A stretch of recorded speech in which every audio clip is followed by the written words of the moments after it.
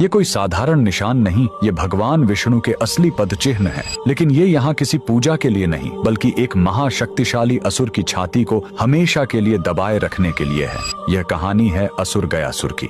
लेकिन रुकिए, वह कोई पापी या दुष्ट राक्षस नहीं, बल्कि भगवान विष्णु का इतना बड़ा भक्त था कि उसने कठोर तपस्या करके भगवान ब्रह्मा से वरदान पा लिया। वरदान था, जो भी मुझे देख लेगा या छू लेगा उसे सीधे मोक्ष मिल जाएगा। यह वरदान इतना शक्तिशाली था कि हर पापी भी सीधे मोक्ष पाने लगा। स्वर्ग नर्क खाली हो गए और यमराज का काम ही बंद हो गया। जब प्रकृति का संतुलन बिगड़ा तो देवताओं ने एक दिव्य छल किया। उन्होंने गयासुर से उसकी पवित्र देह पर यज्ञ करने की अनुमति मांगी। जैसे ही गयासुर लेटा, वह हिलने लगा। तब ब्रह्मा जी ने मृत्यु के देवता यमराज को आदेश दिया कि वो अपने लोक से एक विशाल धर्मशिला लेकर आएं और गयासुर की देह पर रख दें।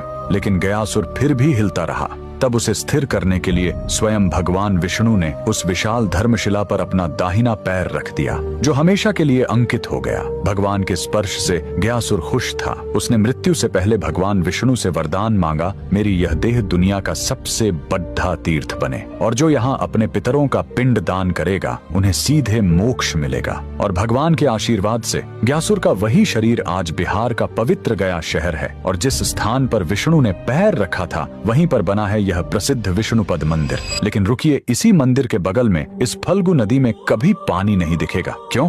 कहते हैं, जब भगवान राम और लक्ष्मण अपने पिता के पिंड दान की सामग्री लेने गए थे, तब राजा दशरथ की आत्मा स्वयं प्रकट हो गई और उन्होंने माता सीता से ही पिंड दान मांग लिया। तब सीता जी ने फल्गु नदी की रेत से ही पिंड बनाए। उनके हाथों में रेत भी अन्न के पिंड के बराबर हो गए, और फल्गु नदी एक गाय और एक ब्राह्मण को गवाह बनाया। लेकिन जब राम जी लौटे तो उन्हें इस बात पर विश्वास नहीं हुआ कि बिना सामग्री के पिंड दान कैसे हो सकता है, और राम के अविश्वास को देखकर तीनों गवाह डर गए और झूठ बोल गए। तब क्रोधित होकर सीता जी ने तीनों को श्राप दे दिया, और फल्गु नदी को श्राप मिला कि तुम हमेशा सतह के नीचे ही बहोगी। कमेंट में जय श्री विष्णु जरूर लिखें।